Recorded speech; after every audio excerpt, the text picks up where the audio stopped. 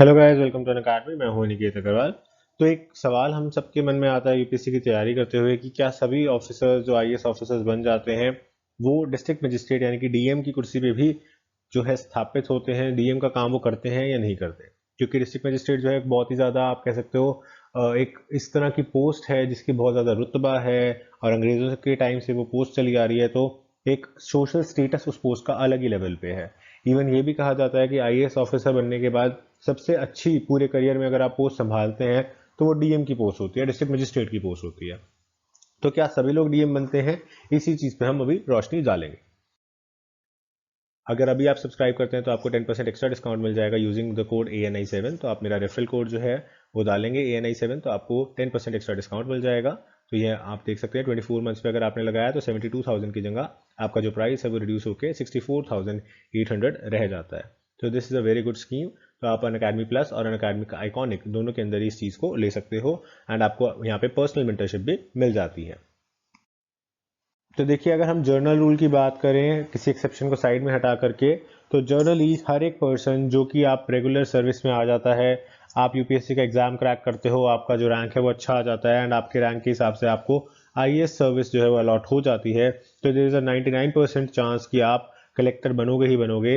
District collector या आपका जो बेसिकली डिप्टी कलेक्टर कई जगहों पे कहा जाता है, या फिर आपको डिस्ट्रिक्ट मजिस्ट्रेट कहा जाता है। तो डीएम की या डीसी की जो कुर्सी है वो आपको डेफिनेटली मिलेगी ही मिलेगी।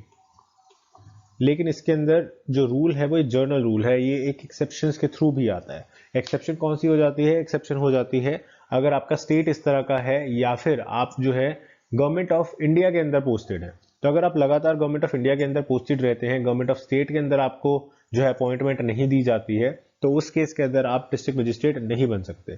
तो देयर इज अ चांस कि हर एक पर्सन जो है वो डीएम ना बने। और जो आपका टाइमिंग होता है वो लगभग 3 से 4 साल का या 5 साल का होता है, डिपेंडिंग ऑन द स्टेट, कि आप कितने टाइम तक डीएम रहेंगे। क्योंकि डीएम सबसे ज्यादा मलाईदार पोस्ट आप कह सकते हो लोकल भाषा में। तो सबसे ज्यादा इंपॉर्टेंट पोस्ट है, सबसे ज्यादा मलाईदार पोस्ट है, सबसे ज्यादा रिस्पेक्टेबल पोस्ट है। तो इसीलिए हर एक पर्सन चाहता है कि वो भी डीएम मिले, तो सबको चांस मिले डीएम बनने का, जो भी लोग सर्विसेज में सिलेक्ट हो रहे हैं। इसीलिए हर एक स्टेट सरकार कोशिश करती है कि 3 से 4 सालों में तबादला कर दे एंड एक पर्सन इससे ज्यादा समय तक डीएम ना रहे, ताकि एक तो सबको मौका मिलता रहे और दूसरा डीएम की कुर्सी पे कोई अपना जन्म सिद्ध अधिकार बना के ना बैठ जाए, क्योंकि उसके पास पावर्स बहुत ज्यादा होती हैं। तो फॉर एग्जाम्पल अगर हम यूपी की बात करें तो यूपी में हो सकता है कि आप 4 से 5 साल आप आईएएस सेलेक्ट हुए इस साल, 4-5 साल आपने ट्रेनिंग की, आप एडीएम रहे, आप एसडीएम रहे, और उसके बाद आपको डीएम की कुर्सी पे बिठा दिया। इसी तरीके से जो नॉर्थ ईस्टर्न स्टेट्स हैं, जो छोटे स्टेट्स हैं, वहां पे हो सकता है कि आपकी ट्रेनिंग हुई, आपको एसडीएम रखा है 1 साल, 1 साल आपको एडीएम रखा यानी कि एडिशनल डिस्ट्रिक्ट मजिस्ट्रेट रखा, एंड उसके बाद आपको तीसरे साल में ही सीधा डीएम बना दिया, डीसी बना दिया। और इसी के अलावा कोई और बड़ा स्टेट हो, मध्य प्रदेश हो गया, बिहार हो गया, झारखंड हो गया, वहां पे हो सकता है आपको और ज्यादा समय लग जाए डीएम बनने में। तो स्टेट रूल्स के अकॉर्डिंग भी ये चीजें डिफर करती हैं। इसके अलावा ड्यूरेशन, जैसे मैंने आपको बताया, तो ड्यूरेशन जो है वो स्टेट टू स्टेट डिपेंड करती है, कार्डर की पोस्ट पे डिपेंड करती है और ट्रांसफर पे डिपेंड करती है। तो स्टेट गवर्नमेंट चाहे तो आपको इमीडिएट ट्रांसफर भी कर सकती है। हो सकता है आपको 6 महीने में ही डीएम की कुर्सी से हटा दिया जाए और आपको किसी गवर्नमेंट के अंदर या स्टेट गवर्नमेंट के अंदर या किसी बोर्ड कॉर्पोरेशन के अंदर लगा दिया जाए। तो वो जो चीजें हैं वो स्टेट की सरकार के अंदर ही रहती हैं, उसी के परव्यू में रहता है।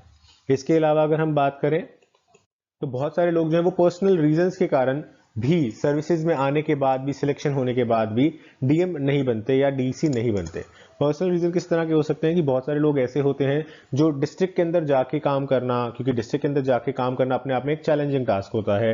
एक तो आप स्टेट हेडक्वार्टर्स में नहीं हो, वहाँ पे स्कूल्स की सुविधा शायद कम हो, आपके बच्चे हो सकते हैं हो चुके हो उस टाइम तक, स्कूल्स की सुविधा कम हो, कॉलेज की सुविधा कम हो, या वहाँ का डेवलपमेंट उतना अच्छा ना हो, या वो जो डिस्ट्रिक्ट है वो थोड़ा सा टेरिस प्रोन एरिया हो, नक्सलवादी प्रोन एरिया हो, छत्तीसगढ़ वगैरह जैसे हैं।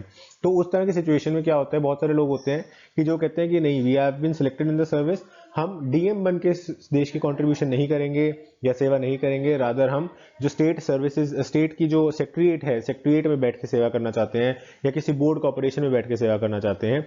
तो बेसिकली हम हेडक्वार्टर्स में रहना चाहते हैं, या फिर हम सिर्फ गवर्नमेंट ऑफ इंडिया के लिए काम करना चाहते हैं। तो वो पर्सनल रीजंस को साइड करते हुए या मेडिकल रीजंस को साइड करते हुए जो है सरकार से रिक्वेस्ट करते हैं कि उनको गवर्नमेंट ऑफ इंडिया में रखा जाए, या गवर्नमेंट ऑफ स्टेट में भी अगर रखा जा रहा है तो हमें सचिवालय में रखा जाए, सेक्रेटरीट में रखा जाए। तो उन सिचुएशंस के अंदर क्या होता है कि फिर आपको जो डीएम की कुर्सी है वो नहीं दी जाती, एंड ऑफ कोर्स अगर कोई पर्सन ऑटोमेटिक ऑटोमेटिकली कह रहे हैं कि मुझे डीएम नहीं बनना, तो उसके लिए तो बहुत सारे लोग ऑलरेडी लाइन में होते हैं, तो उनकी अर्जी इस तरह से मान भी ली जाती है एंड उनको जो है फिर किसी और पोस्ट पे, किसी बोर्ड कॉर्पोरेशन के अंदर या सचिवालय के अंदर या सेंट्रल गवर्नमेंट के अंदर, किसी मिनिस्ट्री के अंदर, किसी रेलिवेंट पोस्ट के ऊपर उनके रैंक के हिसाब से जो पोस्ट है उस पर बिठा दिया जाता है। एंड लास्ट फैक्टर आ जाता है आपका स्टेट सिविल सर्विसेज। बहुत सारे स्टेट्स के अंदर क्या है कि जो आपके स्टेट सिविल सर्विसेज हैं वहीं से कलेक्टर्स बनाए जाते हैं। तो जैसे तमिलनाडु और केरला की अगर हम बात करें, तो तमिलनाडु और केरला के अंदर जो भी आपके स्टेट सर्वेंट्स हैं, जैसे कि पीसीएस ऑफिसर्स हो गए, अगर हम यूपी की बात करें, तो जो आपके स्टेट ऑफिसर्स हैं, पीसीएस ऑफिसर्स ऑफ केरला या पीसीएस ऑफिसर्स ऑफ तमिलनाडु, उनको कलेक्टर बनाया जाता है, उनको डीएम या डीसी जो है वो बनाया जाता है। इसीलिए जो डायरेक्ट रिक्रूट्स होते हैं उनको यहां तक पहुंचने में टाइम ज्यादा लगता है।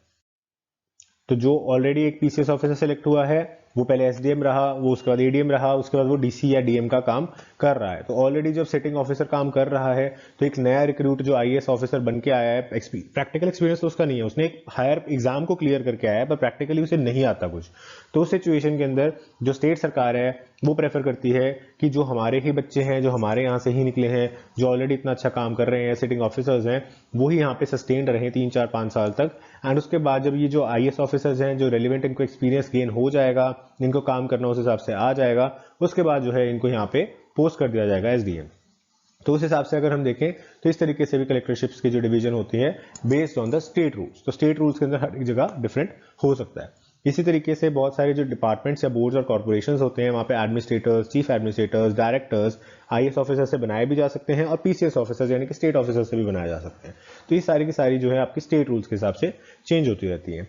लेकिन जितना छोटा स्टेट है उतना आप लगा सकते हो कि आईएएस ऑफिसर्स की डोमिनेंस ज्यादा होगी, क्योंकि जितना बड़ा स्टेट होगा वहां पे पीसीएस ऑफिसर्स की लॉबी भी स्ट्रांग होगी एंड इसके अलावा पॉलिटिकल लॉबी भी स्ट्रांग होगी।